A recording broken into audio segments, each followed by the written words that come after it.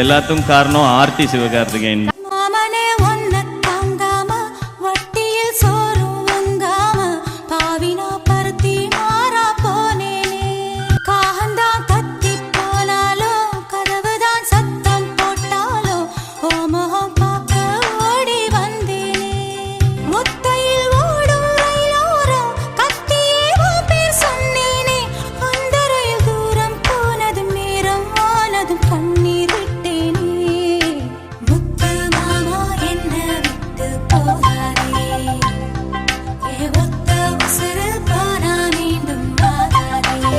தாவணி பொன்னே சுகந்தானா, தங்கமே தழும்பும் சுகந்தானா, பாறையில் சின்ன பாதம் சுகந்தானா.